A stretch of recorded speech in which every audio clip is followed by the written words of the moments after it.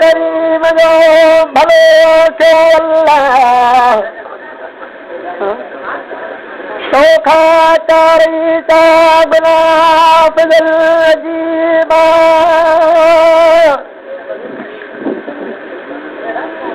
शरीक शहीद अल्लाह को मुल्क में मुआ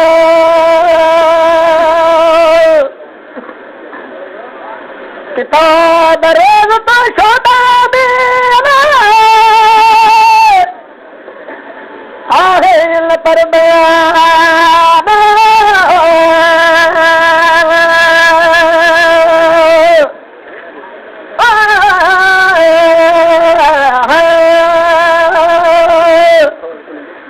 वो तो हज़रत हुसैन जंग में भज मैदान करबला अची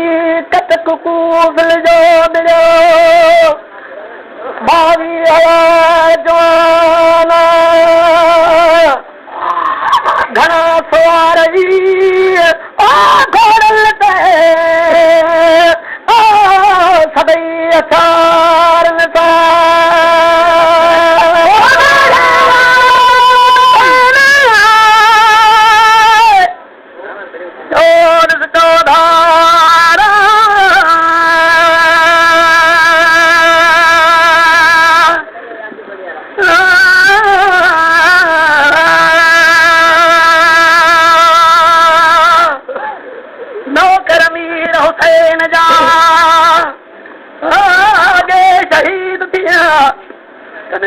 कुसी से कुर्बान था तो हुसैन था जिन जूं ससियूं घर जुदा रत में पे लुढ़िया ओद छोरे ना और बदाना दर थे उधमिया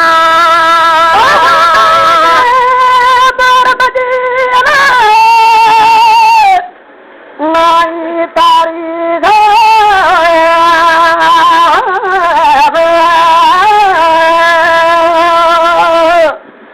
इमाम कासिम पुत्र हज़रत हसन जो शहजादो ॾिठो पंहिंजे भाउ हज़रत अब्दुल्ला खे भॼ शहीद करबला चयाई मूंखे छॾे वियो चयाई अजल क़बूला ही अजल आयो मरण जी मुद्दल का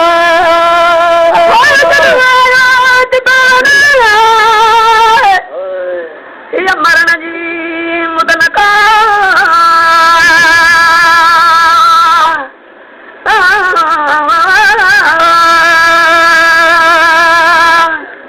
ऐं कीअं करिया काॾे वञा मुंहिंजे वसन का संगती साथी सब शहीद था तोड़े वज़ीर ओ हली आयो इमाम हुसैन वट हैरत कासिम शाह अची चयाई होत ए हुसैन के वाटा ता सहारा अची चयाई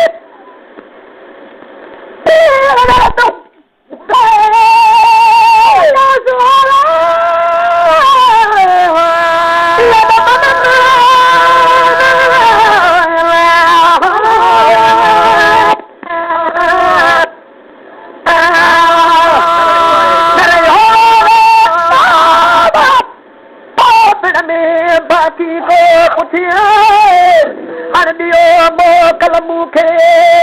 कारदार सदा तॾहिं चयो इमाम हुसैन कासिम खे अहिड़ी तरीक़ा तोखे मोकल लाइका कारदार सदा तूं ताईं मुंहिंजे दिलि जो फ़ाइदो पर हज़रत अब्दुल्ला अबु शहीद जो नंढो तुंहिंजो भाउ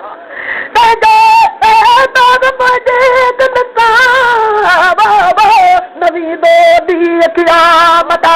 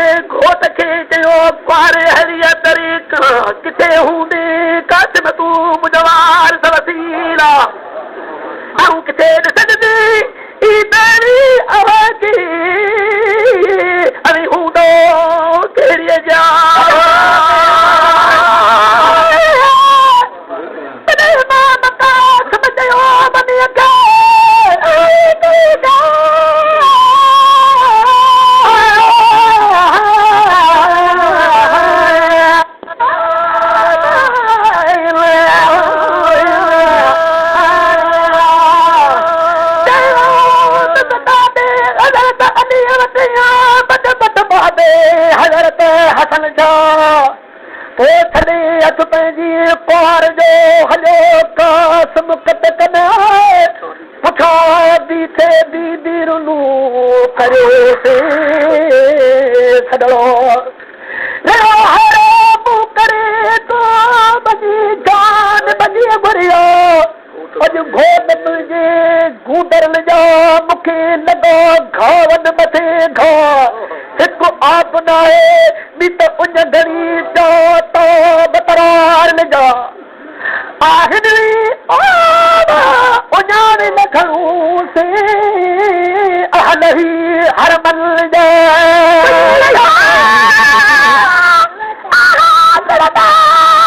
एक बाबा वसाना